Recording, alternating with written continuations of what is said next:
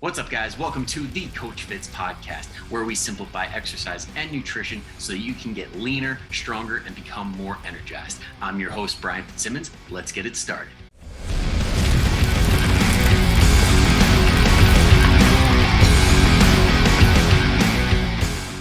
All right, looks like we are recording. What's up, everybody?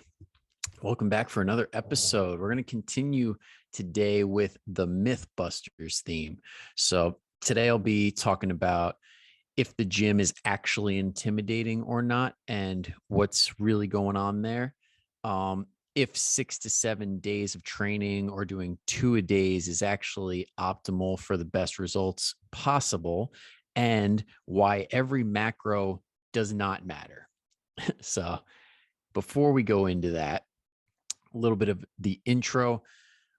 If you haven't noticed, there is a little bit of a change from the past like 1 or 2 episodes, and that is the name of the podcast. So if it's not showing up on your end as the Coach Fits podcast anymore, that's why.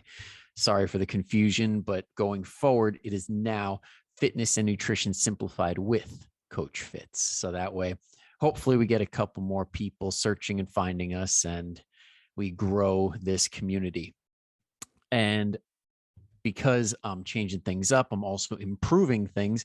I literally, right before hopping on this podcast, just ordered a new camera, a new webcam camera. So hopefully that will lead to much better video quality. And the posts that you guys see is like little teasers that I put out on social media, on TikTok, Instagram, and all that. They will come in a lot better because right now Zoom just ain't doing the job.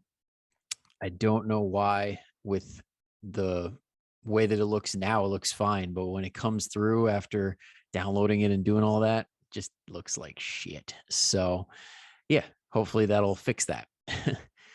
And last but not least, a little personal improvement, I guess, little change in the regular routine is that I joined a mentorship or a certification, whatever you want to call it, like an 8-week surge. And it's with the Online Trainer Academy.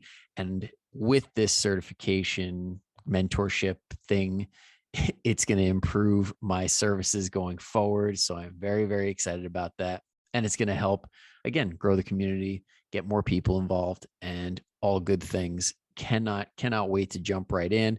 Did the first homework this morning, and yeah, I'm very confident that it's a good investment. So if you start seeing things changing up in the Facebook group, or if you're a current client of mine, there's going to be a few changes, but only improvements, not taking anything away. So all good.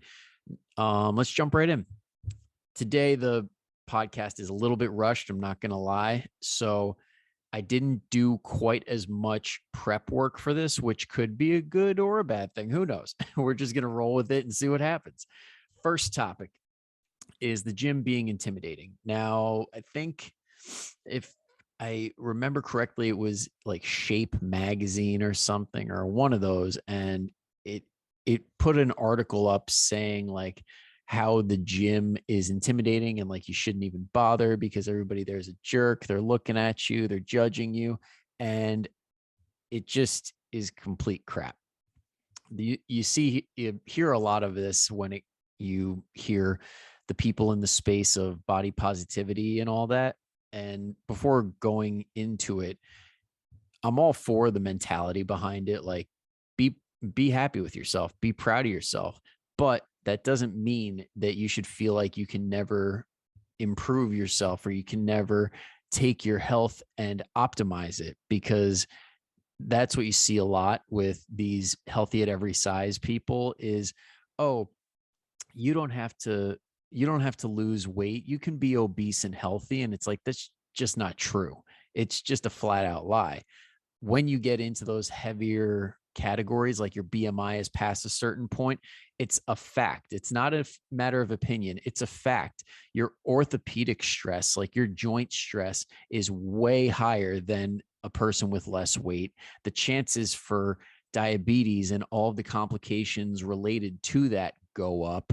Heart health takes a hit depending on your quality of food, which to get to that size, usually the quality of food is contributing to things like heart disease and other things like that. So as for telling people, even if you're technically obese, you're still healthy, that's just a flat out lie. And that's where like people like the Shape magazine or other people in that space, like they start the argument there and then they lead into things that are also not true, which is this topic, which is saying that the gym is super intimidating and you shouldn't go, yada, yada, yada. Just makes everybody feel like a victim. And it's like, oh, well, I don't have to go because it's such a mean place. No, the gym can be one of the most supportive places you can possibly go. And that, I'll say it does depend on certain gyms, because if you go into like a powerlifting or a strongman gym, it will come off very intimidating because you're going to hear a lot of weights clanging and banging. You're going to hear people grunting. You're going to like see like monsters of humans in there. However, usually those people are just in a zone. And if you catch them between sets or before or after a workout, they are more likely than not some of the nicest people you'll ever meet, because what fitness people all have in common is everybody started somewhere. Everybody respects the journey, or anybody that's actually done something of value, anybody who's really taken themselves from one point to another that took a lot of work, they respect the hell out of each other because they know how hard it is. And going to a gym with a bunch of people that have done that not only allows you to pick their brains and see what worked for them and like get some ideas, but it also provides motivation. You are literally seeing the potential after product and you are getting it straight from the source, telling you that like your feelings are validated. Like when you are struggling, you have somebody telling you great job when you're like going and progressing in the gym. Like if you hit a new best or people see you putting in the work, like they're going to respect the hell out of you and you're going to be part of the club, because there is one underlying thing at every single gym. And that's the people that show up consistently all kind of like, they might not be like super best friends, but there's always that healthy level of respect. Like you, from experience, like the gyms that I've been in, some like that first month or two, people are kind of, they see you and you kind of remember them. But after like 3, 4, 5 months, you start getting nods, or like you start getting like, how's it going? Like they remember you, they remember your face, and you kind of are incorporated into that community. Now, if you take it a step further and you're a very social person, that could be that could be fast forwarded by months or days. Like if you introduce yourself and make it known that like you're trying to improve yourself, you want, like you ask the certain people if they could help you out, like when it comes to technique or form or any of that, they are usually more than willing to impart their wisdom and knowledge, because the one thing that a lot of fitness people want to do is tell you how much they know. They want to tell you that they know the way and how they got there. And yeah, like they're more than willing to share. They're not going to sit back and judge you. They're not going to look at you and say, ugh, look at the shape this person's in. Or they're not going to give you weird looks from across the room. The only people that ever do that are people that have never really seen success and that are judging everybody in the room. And more times than not, those people are usually too focused on themselves 99% of the time. So you might not even catch them when they're judging you. So there's very little chance that anybody actually is looking and judging. And those that are weak-minded people that don't deserve your attention. And you probably won't even catch them judging you anyway. So there is no reason to be annoyed or be hesitant or avoid the gym for those reasons. And the other thing is, if for some reason they do say something or whip out their phone or try and film or whatever, that is cue for the angry mob. They actually have done I was listening to Mind Pump the other day, and they were talking about this specific subject, which is where I got the idea. And they were talking about the what show was it? That show where they basically play out these fake scenarios, but in real life situations. So I think it's called What Would You Do or something like that. And there was one where they were in a gym and these girls were like fat shaming this one person. These were actors. They didn't actually do this, but they were setting the scene and seeing how the real people would react. So they're calling this person names and everything. And every single time somebody in the gym came up to them and are like, what the frick is wrong with you? Like, get the hell out of here. Like, so, and that's not uncommon. I've seen actually in the gym that I go to now, there were guys that were like being kind of creepy or like trying to like hit on girls while they were working out, and they literally got kicked out. So the gym has become, and I honestly think it always has been, a very supportive, protective place. When you come to the gym and you are there to work, you're not there to film yourself and your workout and try and act all cutesy. You're not just staring at everybody, being the creep in the room, and you're not, I guess, like being the annoying one talking the entire time, interrupting people's sets. Like if you're there to work, if you're there to make yourself better, you're in the group. You are part of the team, and people will treat you that way. So never, ever avoid the gym because you think that you're going to get judged or you're going to be feeling uncomfortable, because yes, you may feel uncomfortable, but it more times than not, it's baseless and it's a lot of assumption. When you actually talk to people and start becoming part of the community, or you don't even have to talk to people, if people see you on your journey and see you having success, they're going to support you more times than not. So go to the gym, stick it out for 1, 2, 3 times, and you'll build momentum and you'll keep going, because the first time is always the hardest. When you get past that initial, like, I still get it too. Whenever I join a new gym, I'm thinking, what are people going to be like? Are they going to judge what I'm doing? And I'm coming up with every rationalization, justification in my head. If somebody were to ask me, why are you doing that move? Like, why are you wearing this hat that says Coach Fitz? Who are you? And I'm just, you play it in your head and you build up this anticipation that, and it never happens. It always ends up being more supportive. It always ends up being a better place than you think it'll be. So get in the gym, just give it a go, and you'll see. Put in hard work, it'll pay off, and people will notice. Topic number 2 is the idea that doing 6 or 7 days of training or doing 2-a-days is how you get the best results possible. I'm going to start this by saying the golden rule when it comes to picking your training split and how frequently you work out is you can only get better. You can, how, no, there's a better way to say that. You are only as good as what you can adapt. No.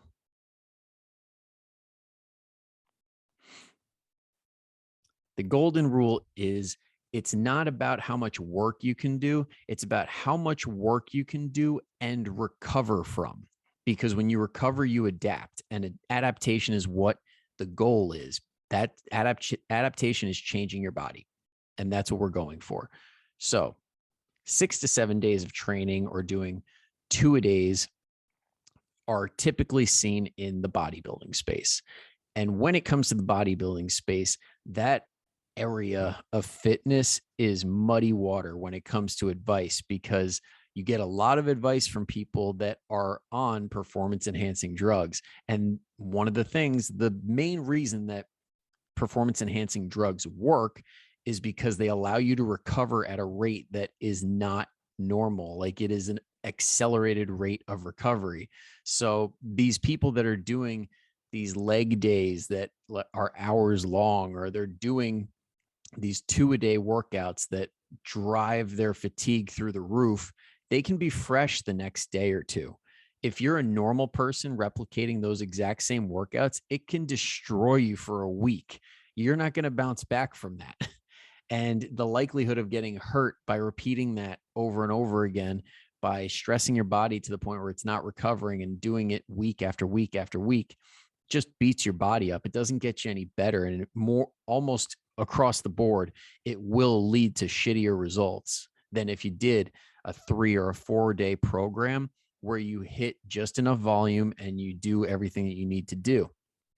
The only caveat here is on the 6 days. So the only program or split that would work in this scenario for the best results possible would be like a push pull legs kind of split where you do like Monday push, Tuesday pull, Wednesday legs, Thursday, Friday, Saturday repeat, and then Sunday rest. But when you see the people that are like top of their game, the people that are the most educated, the ones that always are trying to get the best results, they even take extra rest days. One of the people that I get a lot of information from is a guy named Paul Carter. He goes by Lift Run Bang on Instagram, and I think he's on TikTok now. And the guy has a wealth of knowledge when it comes to building muscle. And he does like where it's like a push pull, then he rests, then does legs, then rests, then does push. Like there's a lot of rest days in between because he understands that recovery is the name of the game. And you see it also with like other bodybuilding protocols. The ones that do the best always have rest days. And even if they are doing 2-a-days, like one person that's also very well known for doing like 2-a-day splits is Mike Israetel, the guy at Renaissance Periodization. He'll do like a morning routine and a night routine, but he'll only be training like 4 or 5 days a week with rest days in between, because you can't keep a certain level of intensity up past a certain point. You just can't keep doing it and make progress, because if you are doing 6-7 days of hardcore gut-wrenching workouts in the name of the best results possible, your recovery is going to be absolute shit. You're going to burn yourself out. Your stress is going to go through the roof. Your body's going to fight back thinking like that it's under attack, because now you've taken a stress, which is of working out, which can be a positive stress, a eustress, and pushed it to the point where it's now a negative stress, and it's, which would be considered a de-stress.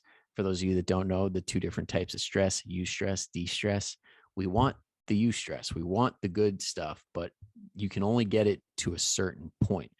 And this is also factoring in that majority of people are not living the way that a lot of bodybuilders are, that Paul Carter, Mike Israetel, like they're doing everything right. They are sleeping an adequate amount. They are eating damn near perfectly. Their stress levels outside of the gym are managed to the point that they can manage.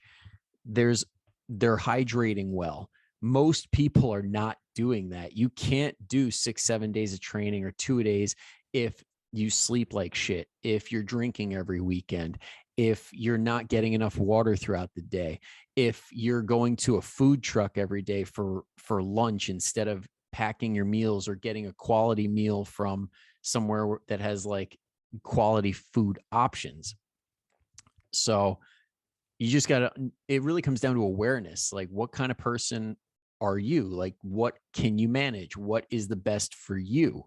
Not how much work can I put in, because the amount of work you can put in, what you're capable of, is not optimal. Your upper limit is never optimal when it comes to training, because that upper limit has diminishing returns. Yes, if you put in more work, say you go from like 2 days in the gym to 3 days in the gym, you will see more progress. And then you go to 4 days in the gym, you will see progress. Then you go to 5 days, you might still see progress, but eventually it stops and it starts hurting you.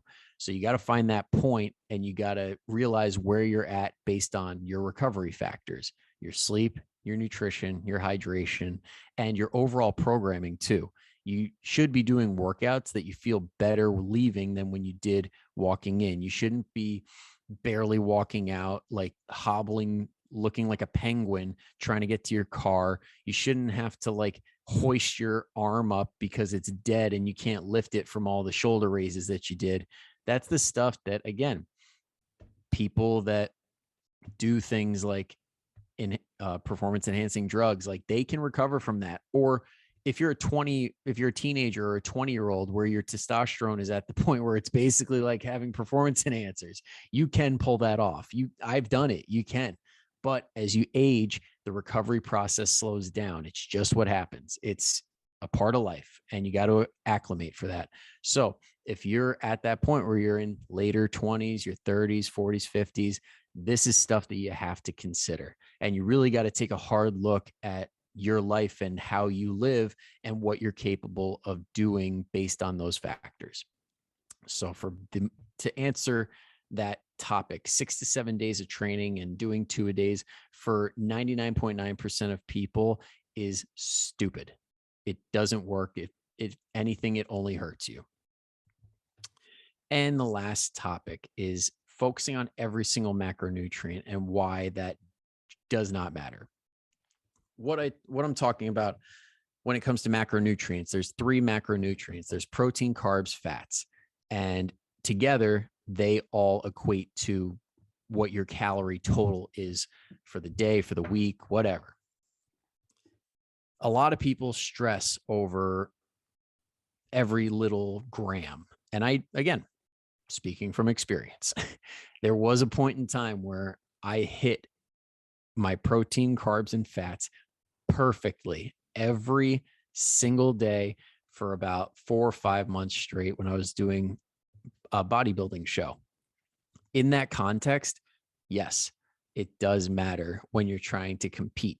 However, if you're the average person who does not want to hop on a stage, get all greased up, get 6 layers of spray tan to the point where they are super duper dark and flex in front of a bunch of strangers that are going to judge them and tell them where their physique is lacking, then you don't need to do that.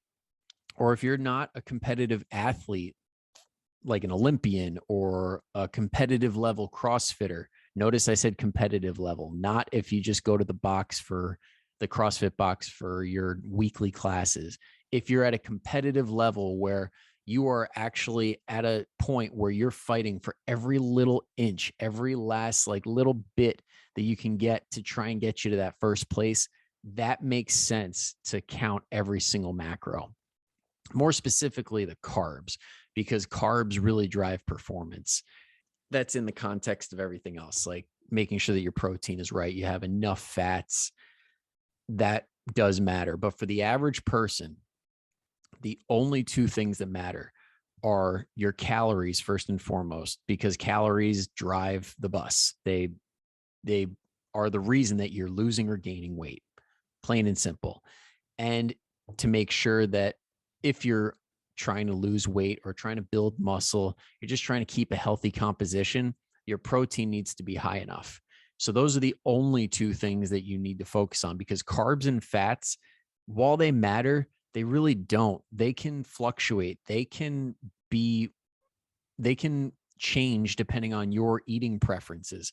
Because if you're changing your eating patterns to try and hit a carbohydrate goal or a fat goal, and you're eating stuff that you're not really enjoying, or you're just not happy with having to try and make everything fit, your chances for adhering long-term to the diet are very, very low. You want to try and make this as personal as possible, as customizable as possible to your lifestyle. And when you include things like a carbohydrate goal or a fat goal, that really limits your options and makes the process a lot harder.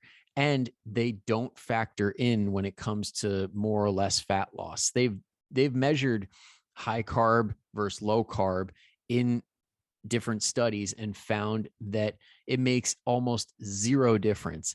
And for those of you that are like, but keto says that you burn more fat doing this, well, they're wrong. And if anything, it's the opposite, because when you have more carbohydrates in your diet, you perform better in the gym, you have more energy outside of the gym, and you end up burning more calories anyway than you would have cutting carbs out completely.